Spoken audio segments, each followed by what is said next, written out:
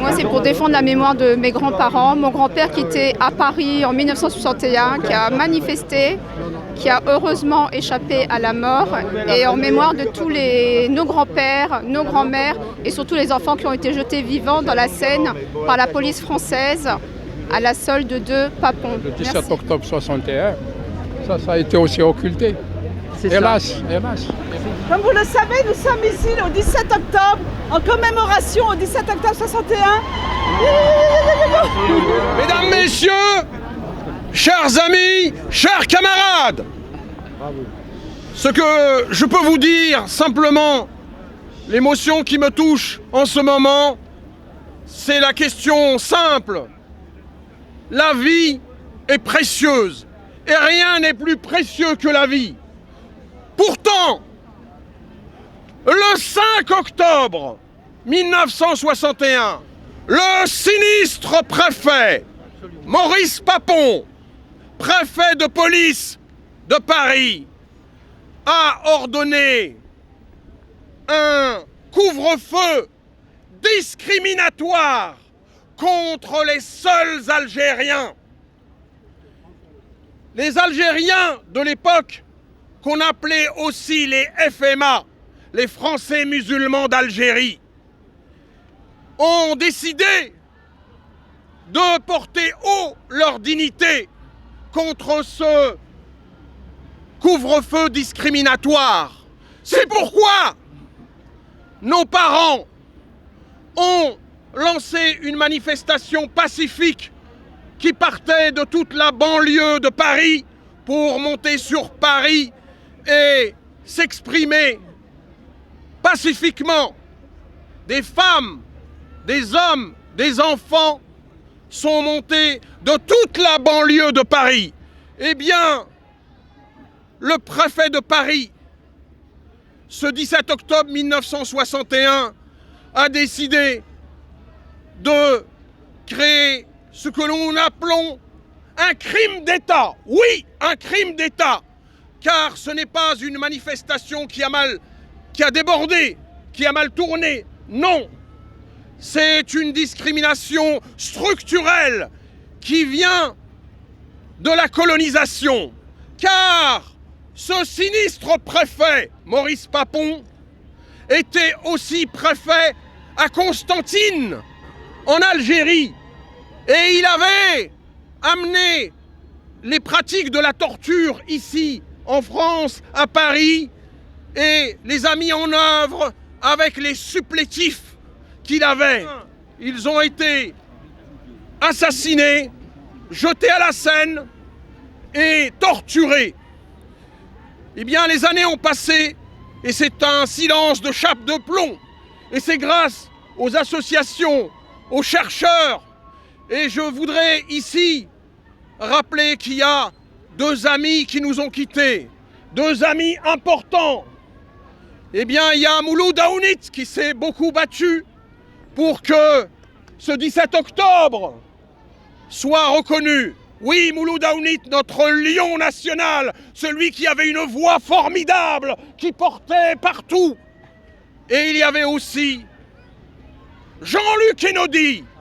Jean-Luc Hénaudy, un homme important, un frère, un camarade, qui a fait un travail extraordinaire, avec notamment son livre « La bataille de Paris », et qui a fait connaître cette histoire. Eh bien, aujourd'hui, ces 2 hommes, pour nous, sont importants aussi à inscrire dans la mémoire d'aujourd'hui, dans la mémoire contemporaine de ceux qui ont lutté. Cette histoire du 17 octobre 1961 n'est pas une histoire spécifique des Algériens, c'est l'histoire de France. Et cette histoire de France, elle doit être enseignée. Et nous demandons aux autorités de l'État, les plus hautes autorités de l'État, c'est-à-dire le président de la République, et il n'est pas trop tard, à monsieur François Hollande, s'il nous écoute, de reconnaître solennellement et de nommer clairement ce crime d'État pour que nous puissions construire l'avenir de la France, l'avenir de l'ensemble des enfants de la France, l'avenir entre les deux peuples de la Méditerranée, l'avenir entre tous les citoyens pour construire un avenir ensemble, un avenir de fraternité, un avenir d'égalité, un avenir de justice. Et je vous remercie.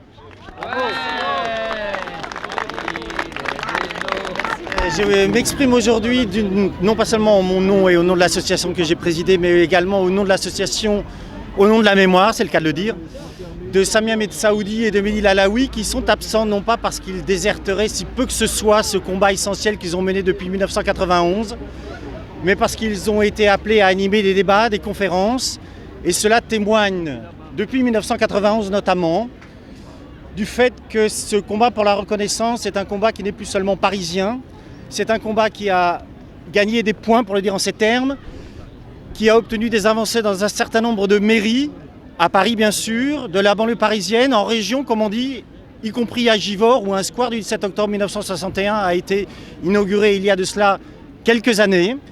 Ceci ne fait que souligner, comme cela a été dit par Mohamed Kaki, le décalage qui existe entre la mobilisation d'un certain nombre de maires, la mobilisation d'un certain nombre d'élus et la pusillanimité qui est toujours celle du chef de l'État. Et faut-il ajouter celle de la majorité de gauche à l'Assemblée nationale aujourd'hui encore. J'étais ce matin à Bagnolet pour rappeler effectivement ce qui a été perpétré le 17 octobre 1961.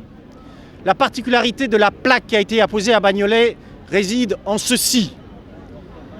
Il est parlé de massacre. Les auteurs de ce massacre sont désignés. Il s'agit des policiers. Et les responsables policiers, politiques de ce massacre, le responsable est nommé Escalité Maurice Papon. Il faudra ajouter, bien sûr, que compte tenu de ce qu'était le fonctionnement de la Ve République à l'époque, des circonstances qui étaient celles de l'Algérie française et de la métropole, que Maurice Papon n'a évidemment pas agi seul.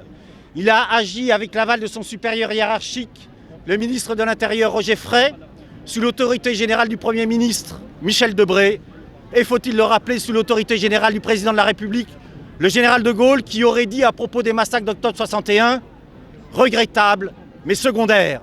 Ce n'est ni regrettable ni secondaire, c'est absolument essentiel. Et il est donc essentiel de rappeler aussi aujourd'hui donc que nous sommes ici non pas pour rappeler des événements que tout un chacun connaît, mais pour exiger une fois encore, inlassablement, qu'effectivement les plus hautes autorités de l'État reconnaissent ce qui a été perpétré, et nous ne pouvons pas nous contenter du communiqué effectivement laconique de François Hollande le 17 octobre 2012. Laconique, il est condamnable pas simplement parce qu'il est laconique, mais parce qu'il est terriblement euphémisé, que le crime n'est pas nommé, que ses responsables ne sont pas désignés et que l'État enfin n'est pas lui-même désigné. Enfin, il faut préciser ceci, ça fait partie des revendications du collectif. Pour écrire l'histoire et l'écrire complètement, il faut pouvoir accéder aux archives et à toutes les archives.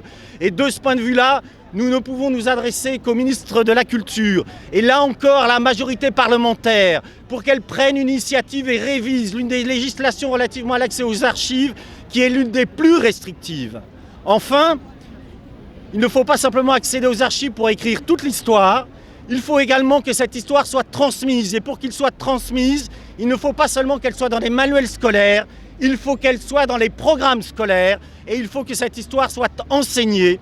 Et il est certain que pour qu'elle le soit dans tous les collèges et les lycées, il est clair qu'une déclaration du chef de l'État, Escalité, reconnaissant effectivement ce qui a été perpétré, serait assurément un signal fort, comme on dit aujourd'hui, et un élément absolument essentiel de cet enseignement. Je vous remercie. Merci Olivier. Il y a 54 ans, un crime a été commis, ici même, sur ce pont Saint-Michel, où des hommes ont été précipités au-delà du parapet, dans la Seine, et des coups de matraque leur ont été assénés jusqu'à ce qu'ils y tombent et qu'ils s'y noient. Il pleuvait il y a 54 ans, davantage encore qu'aujourd'hui. Les pavés de Paris étaient mouillés, et ils ont été mouillés non seulement par l'eau de pluie, mais aussi par le sang de ces Algériens. Peuple français, tu as tout vu. Oui, tu as tout vu de tes propres yeux. Tu as vu notre sang couler. Tu as vu la police assommer les manifestants et les jeter dans la Seine. La Seine rougissante n'a pas cessé les jours suivants de vomir à la face du peuple de la commune ces corps martyrisés qui rappelaient aux Parisiens leur propre révolution, leur propre résistance.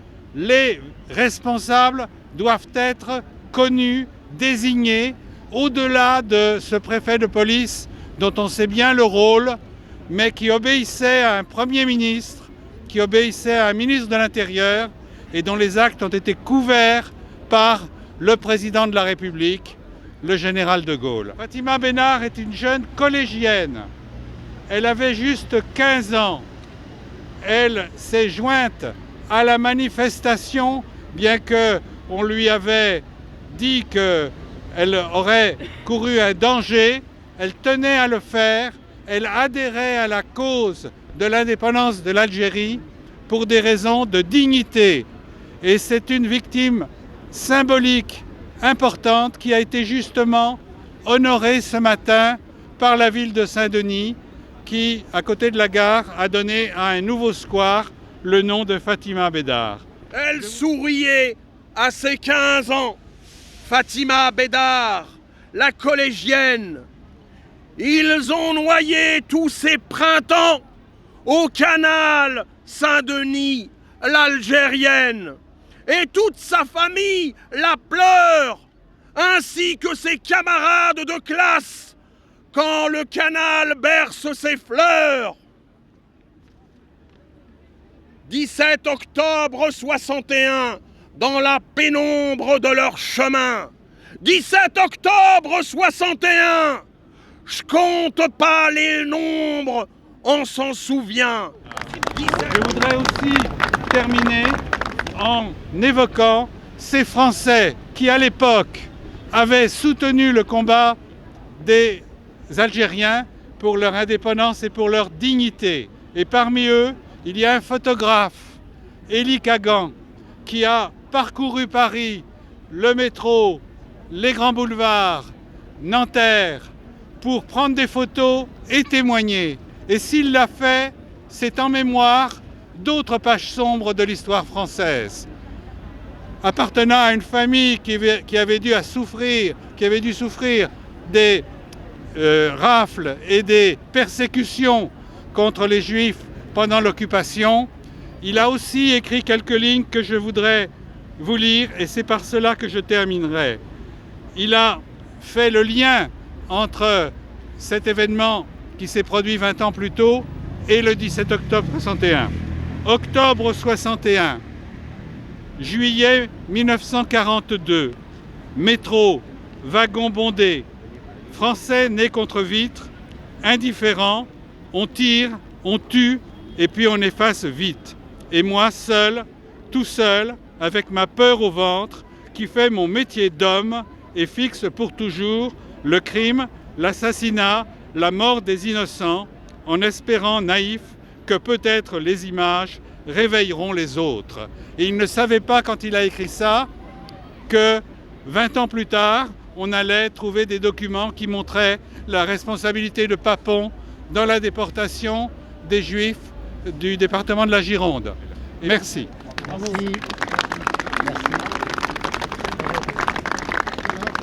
Je suis encore vivant parce que j'ai participé au 17 octobre et je suis un des rescapés. Et on continue aujourd'hui, personnellement, d'ailleurs je prends rarement la parole, c'est rarement que je prends, et je considère qu'aujourd'hui, il y a très peu de gens du 17 octobre qui sont encore vivants et il est important de transmettre cette mémoire à la jeunesse d'aujourd'hui des deux rives. 17 octobre 61, ils étaient sobres, ils se tenaient bien. 17 octobre 61, une journée sombre qui noie les miens. Le pont de la Seine s'en souvient. De tous ces matraqueurs inhumains, de tous ces bourreaux sans foi ni âme, versant du sang sur le macadam. Quant à nos aïeux, chers à canon, sont tous enterrés à Verdun. Baraquement son cabanon. Ils ont noyé nos citoyens au reflet du soleil qui passe. L'héritier des enfumades a proclamé les ratonnades au métro des charognades. Mortuaire, panier, salade, mortuaire, sévices, noyade. Alors ceux qui veulent ces poèmes, j'ai quelques cartes de visite. C'est la déclamation. Nous allons toutes et tous ensemble lancer ces fleurs au nom de la mémoire de ces hommes et de ces femmes qui se sont battus et qui ont résisté à la colonisation et qui se sont battus pour la dignité, pour la liberté et l'indépendance de leur pays et de leur peuple. Merci.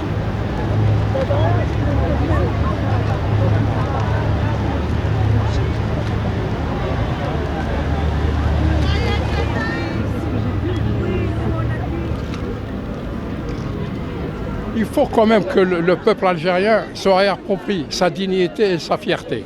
Parce que ce qu'on a fait, c'est quelque chose d'extraordinaire. Il est important de conserver la mémoire d'événements qui se sont passés il y a maintenant presque 40 ans. Il n'y a pas que cet événement-là qui est tu dans les manuels scolaires et on ne peut que regretter. Charonne, c'est pas non plus dans les manuels scolaires. On a fait la guerre d'Algérie et on n'est pas fiers de l'avoir fait.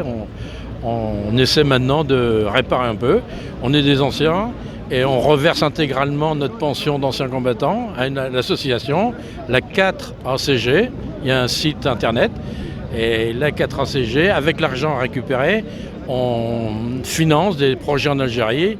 On est en lien avec un certain nombre d'associations. Ce dont a été coupable la France à ce moment-là, le 17 octobre 61, est quand même assez lamentable. Donc c'est bien que des Français soient là pour essayer peut-être un petit peu de rattraper ce qui a été fait à ce moment-là.